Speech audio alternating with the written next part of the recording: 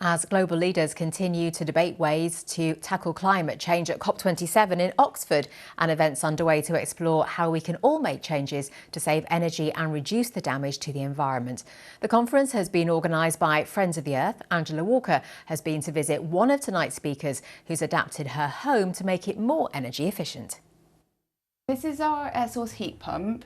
It's part of this sort of retrofit we did of our house where we wanted to reduce how much energy we use. So we did lots of insulation and double glazed windows, but then we switched our electricity. So this used to be gas, but now it's electric. This pump converts heat from the air through a special fluid to heat water. It can save hundreds every year compared with an old gas boiler or storage heaters, and it produces fewer carbon emissions too. But the initial outlay is thousands. 1 in 10 children in Oxfordshire is living in poverty, but the charities that help are struggling to pay soaring bills themselves. They've fewer volunteers and greater demand. Zoe works for an organisation that distributes money donated by philanthropists and the county council. It could be food banks, it could be debt advice, they could be providing a warm place for families with kids with special needs to go during the day. And we've said, let us know what you need to pay for your core costs. That could be energy, could be transport, could be the food itself. The poorest are hardest hit by rising prices. Government grants are available to help people on benefits insulate their homes to reduce bills and reduce energy waste. Well, Angela's been at the Oxford Energy Conference tonight and just sent us this report. Well, this event in Oxford's been organised by Friends of the Earth Oxford, and they're calling for urgent government reforms to tackle energy waste. Chris Church is with me now from Friends of the Earth.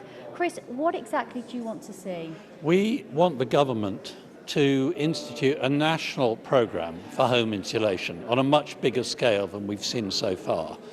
Our homes in Britain are some of the worst insulated in Europe, and rather than topping up, cutting off, capping energy bills, we want them to actually tackle the energy waste at the source. We keep hearing about individuals tackling energy waste. How much difference can consumers make? A lot of people could cut their fuel bills by 5 or 10% by some fairly cheap and simple low-cost measures. But clearly that is not enough to tackle the climate crisis or to really tackle the fuel price crisis either. We need action right now. Well, we're now joined by Greg Jackson, who's the founder of Octopus Energy. Greg, are we tinkering around the edges? We're asking consumers to use less energy to save the planet. Isn't it down to organisations like yours to reduce the impact that we're having on the climate? You're exactly right. I mean, first of all, when it comes to energy efficiency, it's bonkers that we make up for leaky homes by burning extra gas. So it's really important we find ways to use less energy to heat our homes. But it's also important we start using the abundant, renewable, clean resources, of which there's so much in the UK. We could be a wind superpower with homegrown British wind, creating not only the cleanest energy we've ever had, but the cheapest energy too.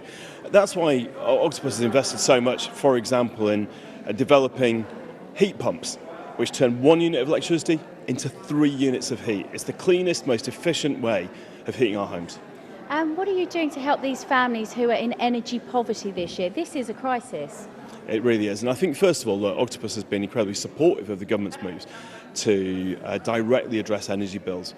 And we've got a support fund that I think now runs to £20 million to help those who need it most. But as I say, look, companies can only do so much. This is a global crisis and needs government action. And we cannot pay for the cost of a war through our energy bills.